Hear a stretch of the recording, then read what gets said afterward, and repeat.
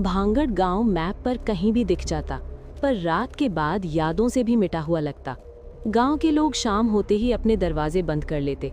कोई भी 2 बजे के बाद बाहर नहीं निकलता, न कुत्ता, न आदमी, न ही चूल्हे की आग, क्योंकि सब जानते थे तीसरा पहर शुरू होते ही गांव के किनारे एक घर जाग उठता है। उस घर तक जाने वाली मिट्टी की सड़क पर पैरों के निशान सुबह मिलते थे, लेकिन जाने के कभी नहीं। वो मकान पहले पहल एक साधारण ब्राह्मण का घर था। पीली दीवारें, तुलसी का चबूतरा और अंदर हर कमरे में एक दिया। पर जब से हरिराम पंडित वहां आया, घर बदलने लगा। हरिराम रोज रात 2:30 बजे उठ जाता और पूरे घर में काली राख छिड़ककर कुछ मंत्र पढ़ता। लोग पूछते तो बस इतना कहता, मैं घर को बांध रहा हूं। एक रात हरिराम ने अपनी डायरी में लिखा, जब शरीर सो जाता है और आत्मा जागती है, तब तीसरा पहर होता है। उस वक्त ये घर दरवाज़ा बन जाता है, ज़मीन और शमशान के बीच का। उस घर के नीचे पहले बहुत पुराना शमशान था। चिताओं की राख, अधूरी राशें और उनकी अधूरी बातें सब मिट्टी में दबा दी गई थी। घर उन सब की यादों से बना था। वो रात जब घर जल गया, अमावस्या की रात, आकाश बिल्कुल साफ, पर हवा में जलती हुई हड्डी की बदबू। 2:30 बजे पूरा गांव जाग गया।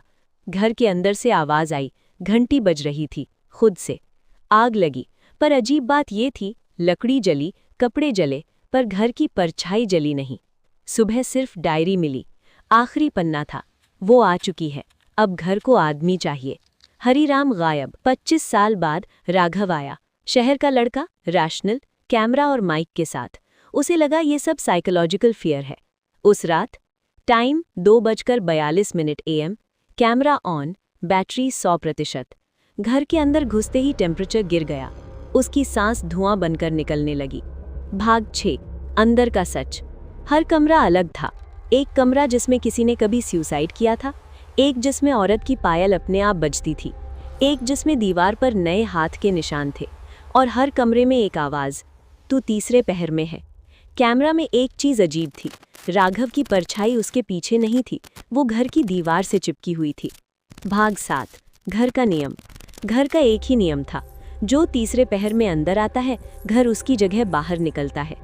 3:13 पर लाइट बंद हुई, 3:15 पर कैमरा फ्रीज, 3:17 पर एक नया दिया जल गया, उस कमरे में जहां पहले कोई दिया नहीं था। सुबह गांव वाले आए, सब कुछ शांत था, बस एक चीज नहीं थी। एक दीवार पर राघव का चेहरा, आंखें बंद, हाथ में कैमरा, और डायरी में नया वाक्य लिखा था, तीसरा पहर पूरा हुआ। आज भी अगर कोई 2:30 से 3:30 पर उस रास्ते से गुजरता है, तो घर से आवाज आती है,